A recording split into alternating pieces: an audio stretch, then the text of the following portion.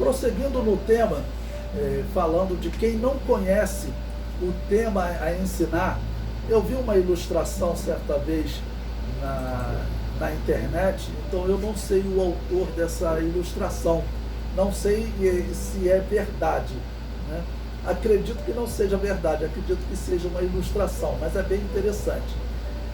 Então dizia o seguinte: certa vez um palestrante famoso estava a caminho de uma conferência, quando o seu motorista comentou: patrão, já ouvi tantas vezes o seu discurso que tenho certeza de que poderia fazê-lo no seu lugar se o senhor ficasse doente. Então, um exemplo, se ele fosse um físico, fosse falar alguma coisa, né, sobre gravidade, sobre movimento dos corpos celestes, um exemplo, como era um tema específico, tá ok? Vamos dizer, Einstein deu diversas palestras sobre a gravidade. Agora vai falar naquela faculdade tal, na outra. Aí chegou um ponto que o chofer falou o seguinte: olha, eu posso repetir essa palestra. Aí prossegue a ilustração. Isso é impossível, disse o patrão. Duvida? Disse o chofer, né? Trocaram de roupa e quando chegaram no local da conferência, o motorista foi para a tribuna, enquanto o cientista instalou-se na última fila para ver o que acontecia. Ou seja, o cientista chegou com o chofer, abriu a porta, né, de trás, aí todos receberam, né, o palestrante e tal, e ele subiu para a palestra. Bom, depois da palestra, começou a sessão de perguntas, que ele respondeu com precisão. Então, na ilustração, o cientista estava lá, ele falou tudo que eu falo, cientificamente, todo detalhe, ele foi perfeito. Aí começaram a surgir perguntas. As perguntas eram básicas, eram elementares, né? Ele ouvia todas aquelas perguntas e ouvia a resposta do cientista. No entanto, em certo momento, levantou-se um sujeito que apresentou uma questão que nunca havia feito nas palestras que o motorista ouvira. Não? Bom, pode surgir que um dia surja uma pergunta desse tema que ninguém nunca fez, um conhecimento que ninguém nunca teve. Isso pode acontecer? Pode. Com Abraão, nós dizemos, um dos destaques de Abraão diante de Deus é que ele manifestou um conhecimento, uma fé que ninguém tinha manifestado antes dele. Porque diz o autor aos Hebreus, quando ele leva o seu filho para ser morto por Deus, ele sabia que Deus havia dito que em seu filho seria feita a sua descendência. Então o autor aos Hebreus diz, ele acreditava, tinha fé que Deus podia trazê-lo dos mortos, algo que não havia sido manifestado até Abraão. Então ele creu em algo que ninguém nunca ensinou, ninguém nunca falou, em ressurreição. A primeira vez, né, que aparece na história, então, falando sobre ressurreição, é com Abraão. Ele teve esse destaque, ser o primeiro a acreditar nisso. Então existe, às vezes, a primeira vez, surge um primeiro questionamento. Prosseguindo na ilustração, alguém fez uma pergunta que aquele chofer nunca tinha ouvido. Longe de entrar em pânico, ele saiu-se com esta: meu jovem, essa questão é fácil, ele falou para quem tinha perguntado, mas tão fácil que vou pedir para o meu motorista responder. Esse motorista que se intrometeu a repetir o que o seu patrão ensinava para a plateia pode ilustrar bem alguns professores que chegam diante da classe para repetir o que ele ouviu. Se tiver alguma pergunta diferente, ele não saberá responder. Então, se surgir uma pergunta diferente, ele não vai saber responder. Por isso é que é fundamental, é um dos pontos que nós vamos bater nesse curso, é o aluno se tornar livre das respostas do professor. Como? Ele não pode ser dependente do professor. Ele poderá estar em algum lugar que o professor não está, mas ele tem que ter todo o conhecimento que envolve aquele tema. Tá bom? Tudo que ele aprendeu com o professor, e sabendo que em todas as ciências as questões vão aumentando, nós temos que aumentar o nosso conhecimento. Os dias que nós estamos vivendo hoje nos ensinam isso, né? Tudo indica que nós estamos vivendo um princípio de dores, tá bom? Os antigos não tinham como saber o que é esse princípio de dores, tá bom? E como isso realmente vai afetar a igreja, vai obter esse conhecimento quem viver esse momento, tá bom? A teoria não dá para definir o que realmente é o princípio de dores. Será que essa pandemia aí vai aumentar muito mais e, pelo que a Bíblia descreve, a grande pandemia será na grande tribulação, já que é falado na morte de da metade da população da Terra, né? Então, 50% das pessoas morrem. É um número muito alto. Então, até onde vai esse princípio de dores? Essa resposta, esse conhecimento vai obter quem viver esse princípio de dores. E tem conhecimento também da grande tribulação que só vai obter quem estiver aí. Então existe conhecimento também que nós não queremos, né? A prática do sofrimento, do que será a grande tribulação, a influência dos demônios que a Bíblia descreve, principalmente em Apocalipse 9, só vai saber quem estiver aqui durante a grande tribulação. Ao jovem pastor Timóteo, o apóstolo Paulo recomendou: procura apresentar-te a Deus aprovado, como obreiro, que não tem de que se envergonhar, que maneja bem a palavra da verdade. O termo manejar merece um destaque especial.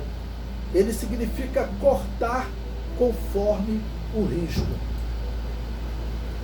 Se um homem necessita de uma operação delicada, correndo o risco de morte, ele aceitaria que o responsável pela cirurgia fosse improvisado e dissesse que estava ali com a melhor das intenções, mesmo não conhecendo bem o assunto? Certamente que ele não seria aceito. O educando normalmente não se manifesta como alguém que corre risco de morte, rejeitando automaticamente, mas certamente rejeitarão esse educador que não conhece o tema. Ok? Então aquele que não conhece o tema, ele acabará por ser rejeitado em algum momento. Nem no momento que a pessoa tropeçou porque não foi bem ensinada, poxa, ele havia dito isso, mas agora realmente está provado que esse não conhecia o tema. O mestre que conhece bem o tema pode agir como Filipe, que chegou-se ao homem que lia o profeta Isaías e disse: entendes tu o que lês? Está lá em Atos capítulo 8, versículo 30. É claro que Filipe, ele era um estudioso das Escrituras, né? Tanto que ele vai pegar a partir desse tema e vai anunciar Jesus para aquele eunuco. Esse é um tema que até hoje os israelitas não conseguem aceitar. Isaías, ok? Isaías capítulo 53, que os cristãos pregam toda a Santa Ceia no primeiro domingo ou no terceiro domingo, os judeus até hoje eles não aceitam que ele seja o Messias. A interpretação deles é outra. Filipe já deu a interpretação correta. Olha a importância de conhecer o tema. Então, nós estamos tratando de um tema que pode determinar vida eterna ou condenação eterna para a pessoa, né? Para o aluno, para o educando. Eclesiastes capítulo 12, versículo 9 diz: e quanto mais sábio foi o pregador, tanto mais sabedoria ao povo ensinou. Ou seja, mais transmitiu conhecimento, né? Mais sabedoria transmitiu ao povo. E atentou, e esquadrinhou, e compôs muitos provérbios. Principalmente o termo esquadrinhar, né? Porque esquadrinhar significa, como nos quadros, você traçar linhas, né, que demarque uma determinada região. Você faz isso com os quadros para poder dizer, por exemplo, essa aqui é a região onde eu vou construir a minha casa. Okay? Então você usa uns quadros para que ela tenha linhas proporcionais na horizontal e na vertical. Então o esquadrinhar pegou essa simbologia de você pegar o conhecimento e traçar linhas corretas para poder formar todo esse terreno, toda essa área de conhecimento. Paulo falou de mestres que nem eles entendiam o que ensinavam. Eu vejo esse versículo aqui, eu fico tentando aplicar de alguma maneira ao nosso meio. Mas veja, 1 Timóteo capítulo 1, versículo 7, eu coloquei na versão atualizada da Sociedade Bíblica Brasileira. Pretendendo passar por mestres da lei, não compreendendo, todavia, nem o que dizem, nem os assuntos sobre os quais fazem ousadas asseverações. Olha, o apóstolo Paulo, ele aprendeu com o homem, foi criado aos pés do homem, que seria o grande mestre daquela época, né? Um homem chamado Gamaliel. Gamaliel, ele era descendente de uma família de rabinos famosos, tá ok? Que seria o grande mestre dos rabinos, que era um homem chamado Hilel, que viveu nos dias de Jesus. Talvez Jesus, aos 12 anos, quando foi no templo, ele tenha se encontrado com Hilel. Até hoje, ainda é considerado um dos grandes mestres de Israel. Então Jesus pode ter encontrado com ele ali naquela Páscoa, porque Jesus estava ali questionando os doutores, e Hilel era Jesus com 12 anos de idade. Isso teria sido ali próximo do ano 6 ao ano 9, nós não sabemos exatidão o ano que Jesus nasceu, tá ok? Então, mas Jesus ali próximo do ano 6 ou 7, ele teria uns 12 anos de idade, e Léo ainda estava vivo. Então Jesus pode ter questionado ele. E agora vamos falar então tanto de Léo quanto de Gamaliel e desses rabinos, que alguns acreditam serem até descendentes de Davi. Alguns dizem que Léo era um descendente de Davi, teria direito ao trono, ok? Então existiam questões entre eles que eles erravam na interpretação. É isso que o apóstolo Paulo estava falando. E a questão fundamental é como o Messias viria. E eles continuam errando até hoje. Eles não conseguem entender o Messias como sendo o Cordeiro Pascal. A Bíblia trouxe a simbologia, né, do Cordeiro Pascal morrendo, como Deus anunciou lá para Moisés, no 4º dia da Páscoa, o Cordeiro Pascal seria morto, ele deveria ser preparado por 4 dias. Também na simbologia do dia da expiação, ou seja, o perdão dos pecados da humanidade, os pecados da nação de Israel, melhor dizendo, eles serão perdoados no dia da expiação da humanidade. Será também então com o Cordeiro de Deus. Essa simbologia tinha no Antigo Testamento. Daniel falou que o Messias seria tirado, ou seja, o Messias seria morto. Então, aqueles que ensinavam o contrário, tá bom? Que não aceitavam até Isaías 53, como falando de um Messias sofredor, o apóstolo Paulo diz que eles, então, afirmavam coisas de forma ousadas, mas que eles, na verdade, não compreendiam o que diziam. E aí vamos considerar também, deixando o erro dos judeus do lado, vamos para o erro dos cristãos, né? Nós sabemos a quantidade de ensinos errados que existe no meio cristão hoje.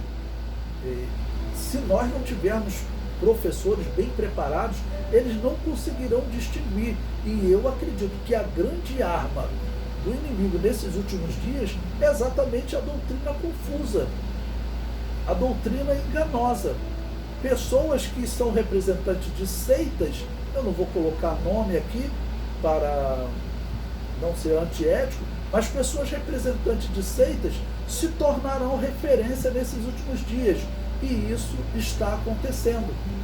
Tem pessoas que ouvem mais um herege, um representante de uma seita, pelo trabalho científico e até defendendo algumas questões religiosas, do que um pastor na sua igreja, sem saber o seguinte: aquele representante da seita vai se tornar referência, mas ele também vai colocar doutrinas erradas no meio.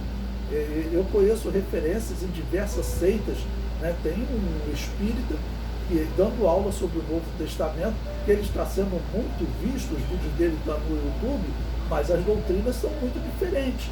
Mas você poderá encontrar, como ele faz comentários sobre a carta do apóstolo Paulo aos Romanos. e tecnicamente um bom comentário, né, vão ter cristãos participando.